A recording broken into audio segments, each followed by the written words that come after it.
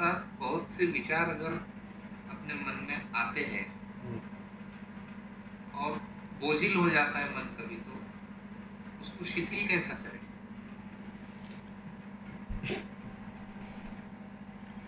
शिथिल करने से मन कभी शिथिल नहीं होता।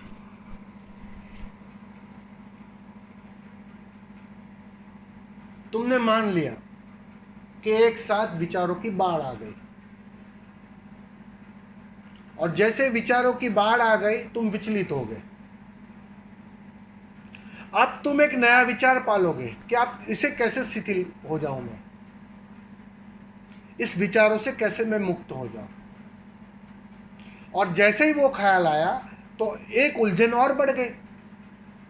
जी न बिल्कुल। 10 उलझन थी, अब 11 भी आ गई, और एक काम बढ़ गया। कैसे हो पाओगे? सीधा और साफ रास्ता है। जब भी ऐसी अवस्था आए, ऐसी तरंगे आए, ऐसी बेचैनी आए, उसे आने दो, उसका विरोध मत करो। तुम्हारे विरोध के कारण, तुम्हारी प्रतिक्रिया के कारण जो उलझन इतनी थी वो बड़ी हो जाती।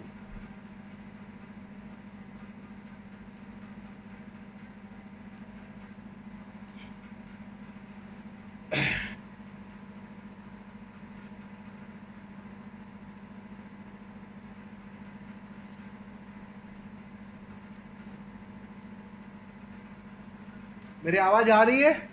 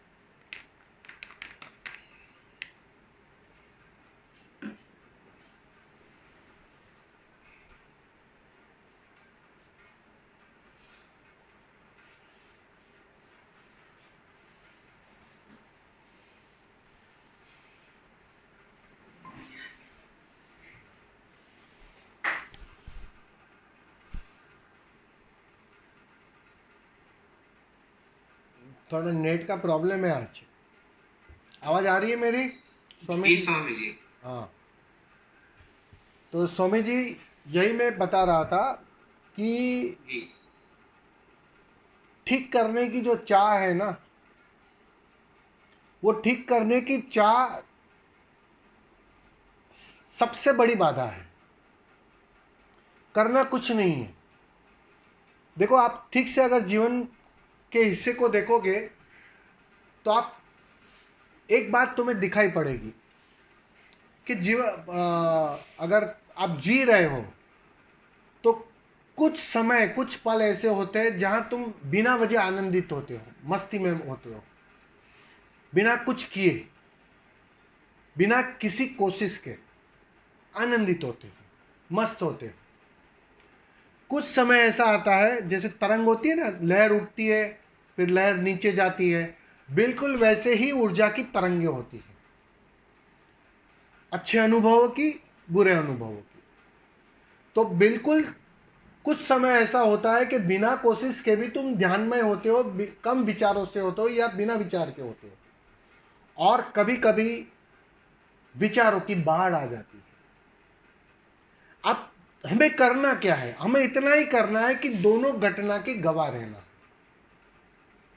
साक्षी रहना, देखना है उसे कि देखो तरंग आ रही है, अभी आनंद की तरंग है, मैं आनंदित हूं, बिना वजह आनंदित हूं।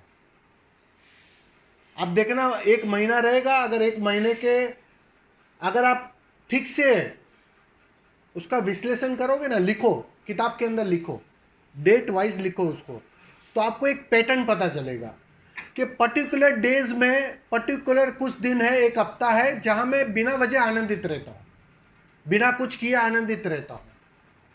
फिर कुछ समय ऐसा आता है कि ऐसी तरंगे आती है, ऐसी बेचैनी आती है कि छोटी छोटी बात में मैं बेचैन होने लगता हूं, क्रोधित होने लगता हूं, बिना वजह के। विचारों की जैसे बाढ़ होती है, कभी विचार अपने से कम हो जाते हैं। तो ये तरंगे अप डाउन्स होते रहती है, क्योंकि वो ऊर्जा के कारण हो रही है, और ऊर्जा तरंगों के माध्यम से तुम्हारे अनुभव में आती है। ऊर्जा एक तरंग का हिस्सा है, तो वो तरंगों के जैसे वो लहर होती है ना, बिल्कुल लहर की तरह होती है, कि जैसे पूनम का दिन आता है तो लहर बड़ी हो जाती है, फिर वापस छोटी हो जाती है, ओट आती है तो और छोटी हो जाती है। तो बिल्कुल ऐसे ही जीवन में ऊर्जा की तरंगे होती है। अब उस तरंगों के साथ तुम अपने को जोड़ोगे तो या तो सुखी हो जाओगे या तो दुखी हो जाओगे, और सुखी होना और दुखी होना ये गलत है, ये कर्ता का हिस्सा है, यहां जुड़ना नहीं है। अगर अच्छी तरंगे है, अच्छा माहौल है, उसको जियो, लेकिन एक दूरी बनाए रखो। और अगर ऐसी परिस्थिति आ रही है, इसमें अगर तुमने कोशिश की कि अब मैं कोशिश करके विचारों को कम कर लूं, तो एक नया विचार बन जाएगा, 10 में और एक 11वां विचार। कुछ करना नहीं, बस इस पैटर्न को अगर तुम ठीक से देखने लगोगे और ध्यान गहरा जैसे जैसे होगा, ये पैटर्न साफ साफ दिखाई पड़ेगा, बात क्लियर होने लगेगी कि अरे सारी घटनाएं अपने से हो रही है। कभी अच्छी परिस्थिति होती है, बिना वजह होती है, कभी बुरी परिस्थिति होती है, बिना वजह होती है। तो नाहक में बीच में क्यों जाऊं? उसे ठीक करने भी मैं क्यों जाऊं बीच में? मन चाहेगा, मन कहेगा कि उसे मैं ठीक कर दूं। बस ये ठीक करने की जो जिद है ना मन की, बस वहां तुम्हें थोड़ा होश रखना है, पूरी नहीं करनी। मन फिर से तुम्हें उलझा रहा है, तो आपको इतना ही कहूंगा कि कुछ नहीं करना है, बस होने दो।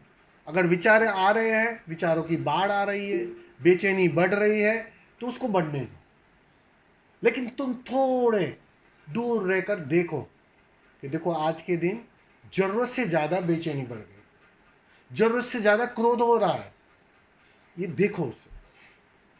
और ये अगर तुम ठीक से देखोगे तो एक दिन इस पैटर्न के तुम मालिक हो जाओगे, तुम्हें दिखाई पड़ जाएगा, और जिसे वो दिखाई पड़ जाता है ना, फिर तो वो जल में कमलवत हो जाता है। फिर ये दुख आया तो दुख भी नहीं छुएगा, और सुख आया तो सुख भी नहीं छुएगा, दोनों पलों को वो हजम कर जाता है। और जो दोनों पलों को हजम कर जाता है ना, वो आनंदित हो जाता है, वो सुख और दुख के परे चला गया, वो अवस्था आ जाती है। समझ में आ रहा है ना स्वामी जी? जी स्वामी जी, इसलिए अच्छा। हाँ, बस इन्वॉल्व नहीं होना है, उसके साथ अटैच नहीं होना है। जी जी और जी और ये जो गलती तो बिल्कुल नहीं करनी है कि मैं उसे ठीक कर लूं, क्योंकि ये जो विचार भी आ रहे हैं ना, वो तुम्हारी वजह से ही है, और तुम्हें उसको ठीक करने में पड़े हो।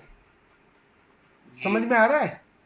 जी जी जी स्वामी। बीमारी तुम लाते हो, कचरा ही तुम डालते हो फर्श पर, और अब तुम्हें एक नई सनक आ गई कि इस कचरे को भी मैं साफ कर लूं।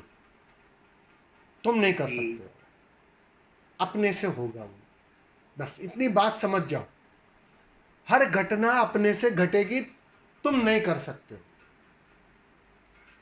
जिस दिन तुम्हें बात साफ हो जाती है ना, तुम्हारा अलिप्त रहना गहरा हो जाता है, अचेतन से तुम अलिप्त होने लगते हो अपने आप, ऑटो मोड पर। और बस वो अलिप्तता ही समाधि है। जिस दिन 24 घंटे वो अलिप्तता कायम रहती है, उसी को हम समाधि कहते हैं। छूता नहीं, वो जल में कमलवत हो जाता है। हर घटना का वो गवाह रहता है। ये है समाधि। समझ में आया ना? जी स्वामी जी, धन्यवाद स्वामी जी। धन्यवाद।